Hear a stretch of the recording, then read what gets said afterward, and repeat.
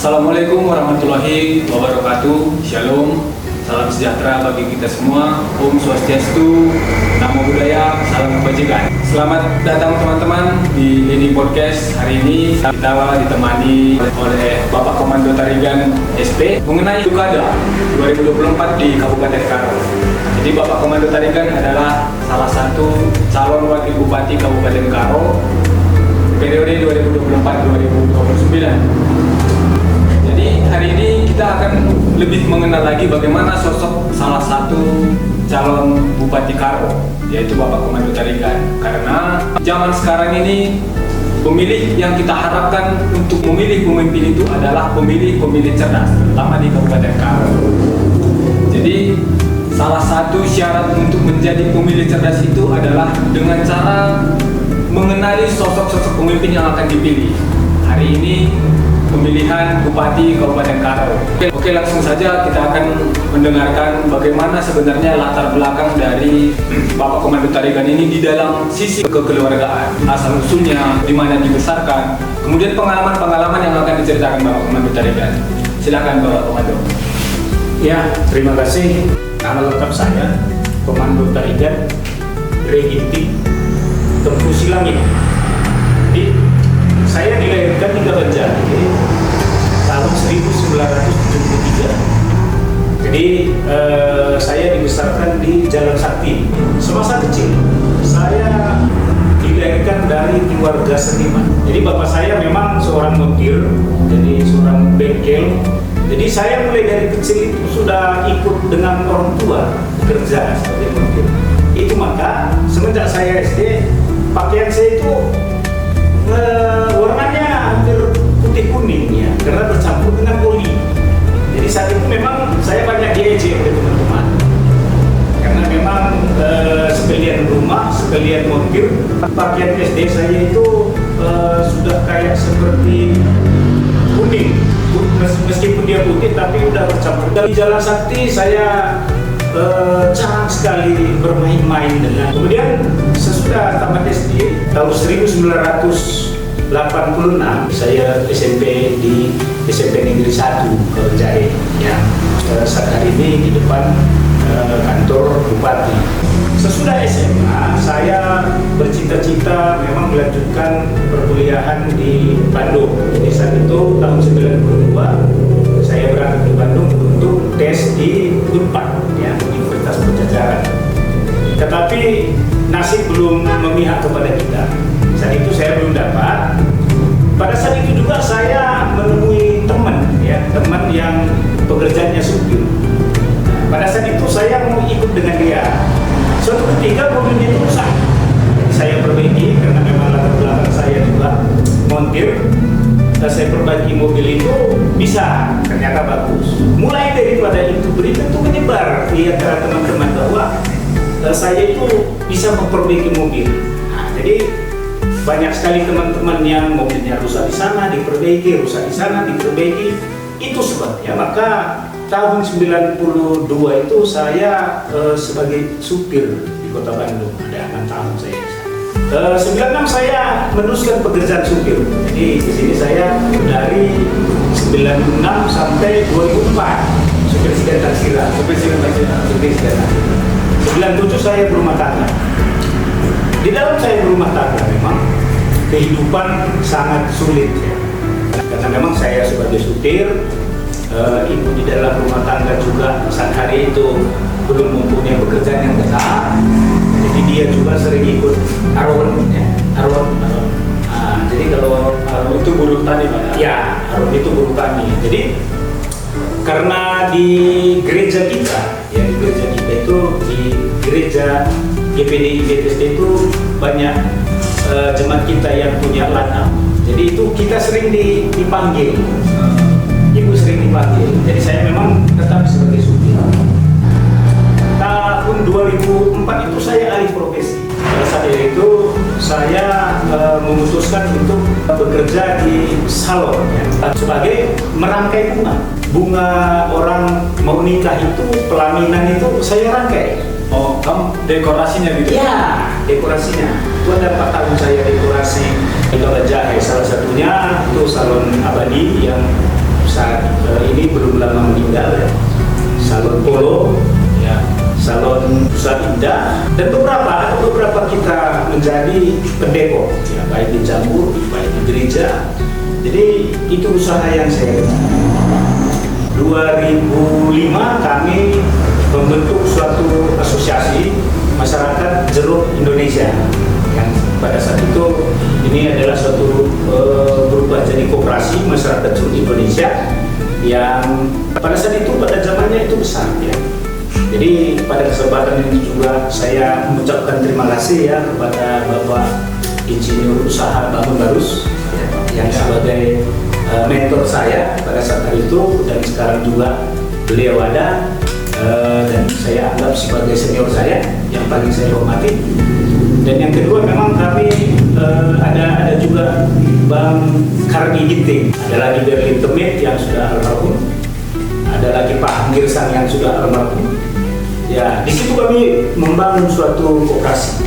Jadi pesan itu koperasi kita pesan. Kemudian 2007 ada suatu asosiasi luar negeri, namanya itu kemarin USA, adalah suatu lembaga Amerika yang orang-orangnya itu yang punya duit itu menyisihkan sedikit gaji mereka yang itu didonorkan kepada negara yang sedang berkembang. Jadi ini asosiasi apa ini Pak? Ya, NGO lah. NGO. Ya. Jadi Berarti semacam donatur orang-orang ya, duit gitu lah Pak. Ya. Jadi saat hari itu USA Amarta ini bekerja sama dengan masyarakat jeruk Indonesia yang punya kita.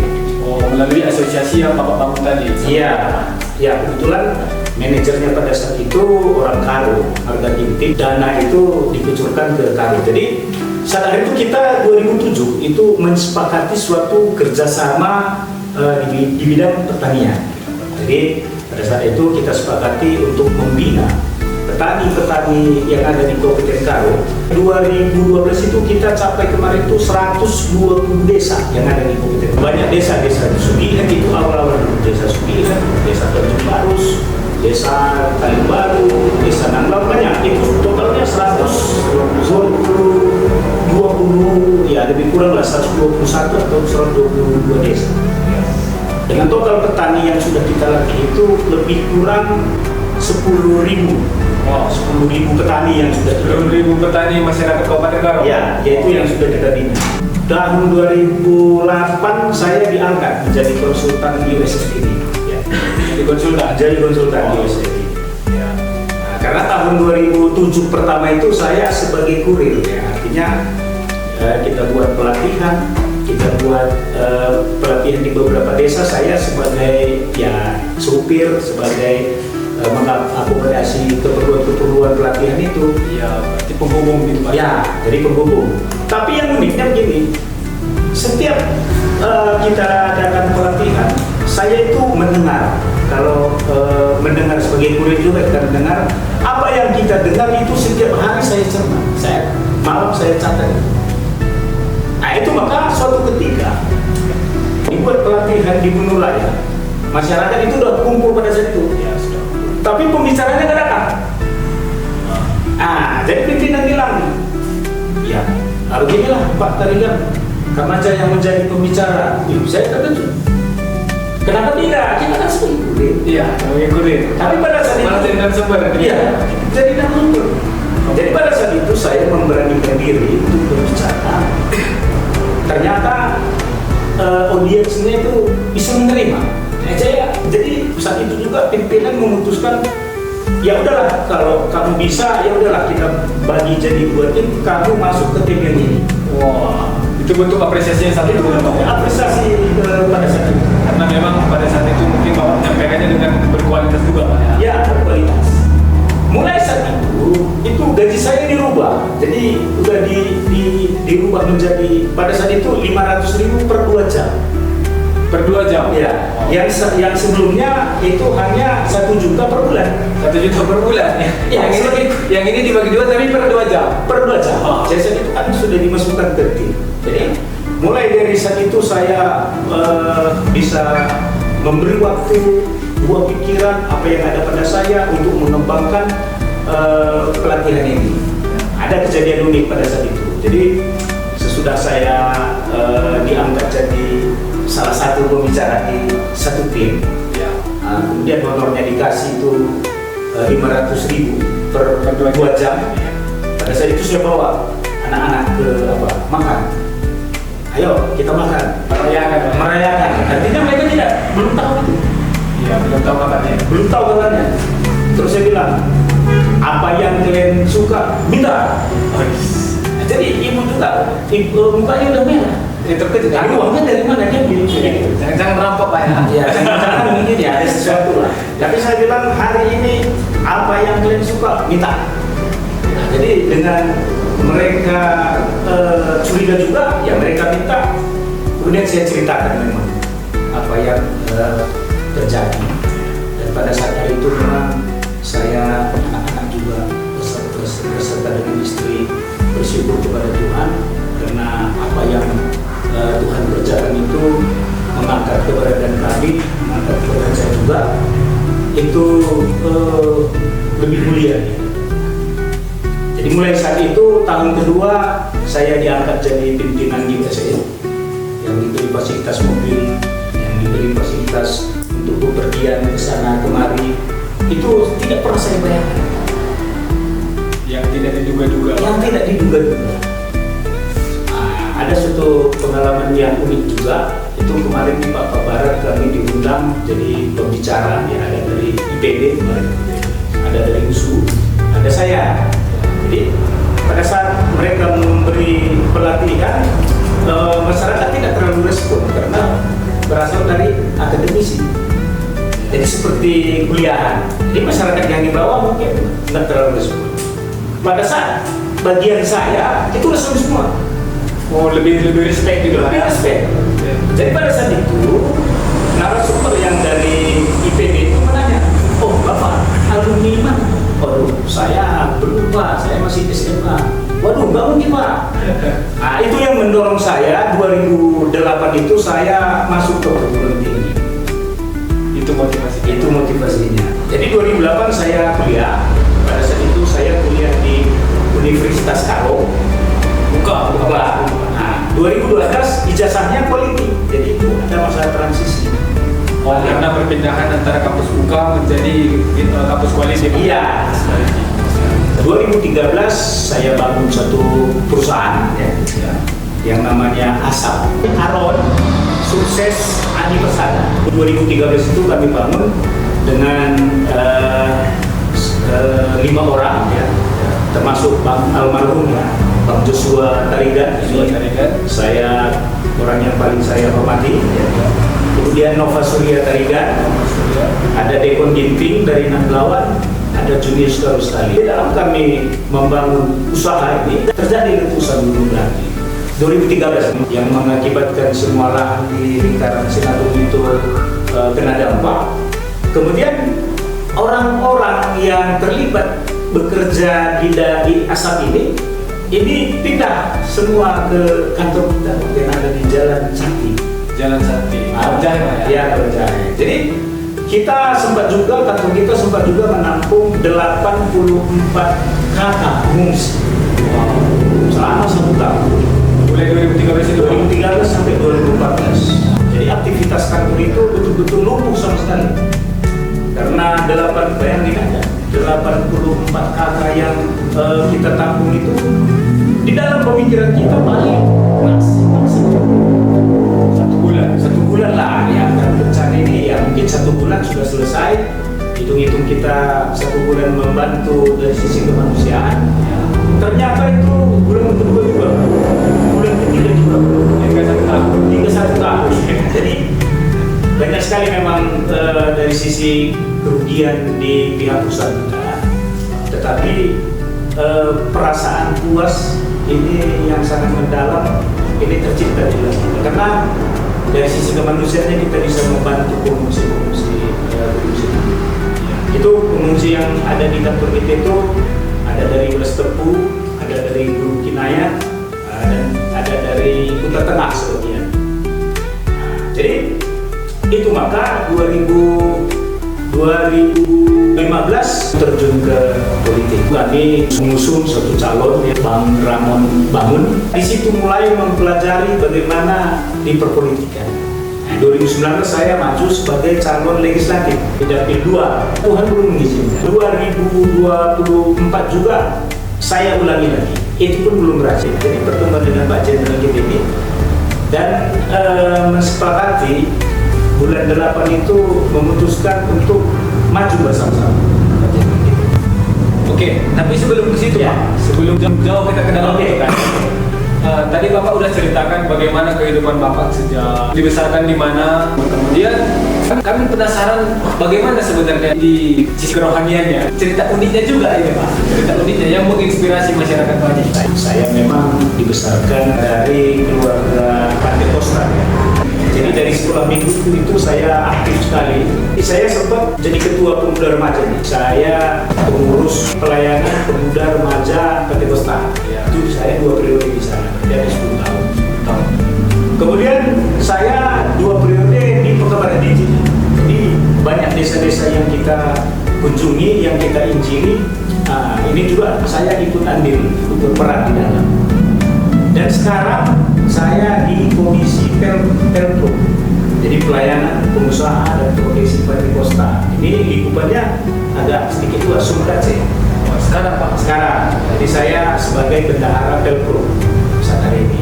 Di organisasi kami banyak memberi beban tanggung jawab kepada saya karena saya memang orang yang aktif di organisasi di gereja. Bahkan hari ini juga di GPDB Desda saya sebagai majelis gereja yang ada di sana. Artinya tangan atau lengan pendeta itu tidak meneruskan pekerjaan. Apa sebenarnya dorongan atau motivasi Bapak sehingga mencalonkan diri sebagai calon wakil bupati Kabupaten Karo? Padahal di posisi Bapak yang seperti Bapak ceritakan tadi sudah 2 kali Bapak ini calon legislatif, dua kalinya gagal gitu Pak. Ya, jadi memang yang paling mendasar memotivasi saya untuk maju menjadi wakil bupati daripada Karo ini melihat daripada pertanian kita. Jadi saat ini masyarakat Karo 80% itu menggantungkan diri di pertanian. Jadi yang saya lihat bagaimana pertanian ini harus kita kembangkan. Yang pertama itu dari sisi sumber daya manusia. Sebagai contoh, masyarakat kita, apa yang mereka kerjakan, apa yang mereka tanam, itu mereka nggak tahu untung atau rugi. Kenapa? Karena mereka tidak ada catatan. Tidak ada, pokoknya contoh. Dari sisi manajemen, dari petani kita ini masih kurang. Itu yang perlu kita dorong. Nah, artinya mereka tidak pernah mencatat uang keluar mereka. Nah, pokoknya contoh pupuknya berapa, racunnya berapa, hasilnya berapa, modalnya berapa. Jadi belum ada. Jadi kalau beberapa yang dari Sulki di Kabupaten Karo, kalau misalnya kita tanya nih, adakah aset yang tambah minimal sepeda motor kalau dari hasil pertanian yang Bapak kelola? Nah, mereka jawab enggak ada. Ya. Itu rata-rata nggak ada. Saya sudah beberapa di situ nggak ada. Ada yang artinya dari hasil mereka bekerja ini belum dapat mensejahterakan. Masih secukupnya. Masih secukupnya. Jadi hal ini yang mendorong saya untuk masuk di dalam kepemerintahan ini supaya ini sedikit bisa untuk menaikkan pendapatan masyarakat. Yang kedua, hampir semua hasil pertanian kita itu dari ladang itu langsung dibawa ke pajak roga, pajak 3 panah, ke pajak singa atau ke pajak rogender. Jadi kalau memang pemasarannya seperti itu, ini keuntungannya sangat belum bisa mengangkat derajat kita sebagai petani. Jadi saya berkeinginan untuk bagaimana barang-barang kita ini ada olahannya, jadi diolah sedikit. Jadi maksud Bapak ini mengolah hasil pertanian itu sendiri Pak? Ya, mengolah hasil pertanian itu. Sesudah kita olah, itu kan bisa meningkatkan sedikit harga. Di situ nanti di dalam pemikiran saya pemerintah hadir untuk membuat proses lanjutan dari kopi. Jadi hasil dari petani ini kita beli dengan sedikit menaikkan harga dan kita olah jadi green bean. Jadi pemerintah ini yang menjual dalam bentuk green bean. Itu maka kami dalam visi misi kami juga saat itu kita akan membuat BUMD pertanian. Jadi arahnya nanti ke situ. Nah ini contoh yang pertama. Yang kedua, jagung itu biasanya di daerah Tiga Pinang, Martining, Lobalang semuanya itu penghasil jagung. Jadi Kabupaten Karo itu penghasil jagung hari ini nomor 1 di Sumatera Utara dengan total kapasitas itu 7.600.000 ton per tahun. Jadi besar ya, besar. 760.000 ton per tahun. Jadi semua itu dibawa ke Medan. Nah, semua dibawa ke Medan dengan tonase itu yang beragam yang mengakibatkan infrastruktur kita juga banyak yang rusak.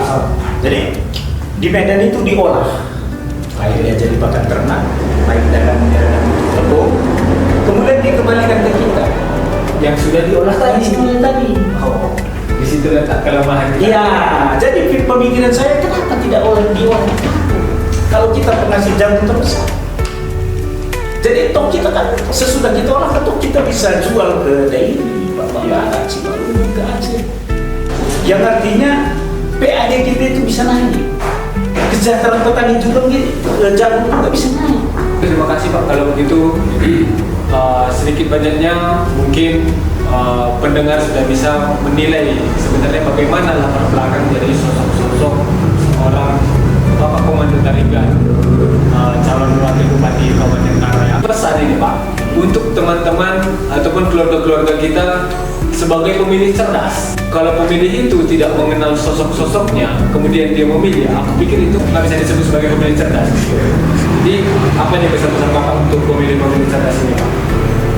Ya, jadi memang untuk kaum milenial ya, saya sarankan memang melihat bagaimana ya, rekam jejak dari pemimpin-pemimpin kita supaya kita bisa menilai, kita bisa melihat apa visi atau apa yang ada di benak kita itu untuk membangun suatu daerah. Artinya orang muda itu bisa melihat dari apa yang sudah kita kerjakan. Untuk orang muda, mari kita bersama-sama melihat masa depan yang penuh harapan. Kalau bisa sukses muda, kenapa tunggu harus tua? Demikian teman-teman, hari ini selesailah sudah perbincangan kita dengan Bapak Komando Tarigan. Diharapkan untuk teman-teman tetap menjadi pemilih cerdas. Bujur ras bujur juang manfaat Rina.